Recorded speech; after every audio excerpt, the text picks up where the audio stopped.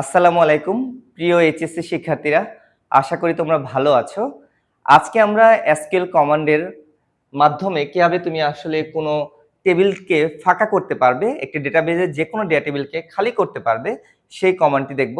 দেখো, ধরো এখানে এমপ্লয়ি নামের একটি টেবিল আছে, যে টেবিলের name, joining date, designation, age, কিছু এমপ্লয়িদের তথ্য আছে, সালাম কালাম, তাদের জয়নিং ডেট আছে, তাদের ডেজিগনেশন অফিসার, জুনিয়র অফিসার, তাদের এইজ দেওয়া আছে।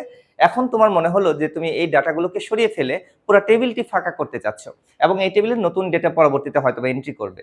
এখন এই কাজটি যদি তুমি এসকিউএল এর মাধ্যমে করতে চাও, তাহলে তোমাকে ইউজ করতে হবে ট্রাঙ্কেট নামের একটি কমান্ড। ট্রাঙ্কেট কমান্ডের মাধ্যমে আমরা যে কোনো ডেটা টেবিলকে ফাঁকা করে ফেলতে পারি, আমরা ডেটা টেবিল থেকে ডেটা মুছে ফেলতে পারি। এখন ট্রাঙ্কেট কমান্ডটি কিভাবে লিখতে হয়? শুরুতে লিখতে হবে তোমাকে ট্রাঙ্কেট। ট্রাঙ্কেট করবে কাকে? একটি টেবিলকে। ডিডিএল কমান্ডের প্রত্যেকটি কমান্ডেই দেখবা একই রকমের কমান্ড। ট্রাঙ্কেট কমান্ডের ক্ষেত্রেও সেম। ট্রাঙ্কেট টেবিল, কোন টেবিলটাকে তুমি ট্রাঙ্কেট করতে চাচ্ছ? পরীক্ষাতে দেওয়া আছে এমপ্লয়ি নামের একটি টেবিল, এই জন্য আমরা বললাম ট্রাঙ্কেট টেবিল এমপ্লয়ি। যখন তুমি সম্পূর্ণ টেবিল নিয়ে কাজ করছো, সম্পূর্ণ টেবিলের ডাটা ফাঁকা করে ফেলতে চাচ্ছ, সম্পূর্ণ টেবিলের ডাটা মুছে ফেলতে চাচ্ছ, তখন তো তোমার আসলে ওই টেবিলে কি কি আছে এগুলো বলা প্রয়োজন না, জাস্ট টেবিলের নাম দিলেই যথেষ্ট।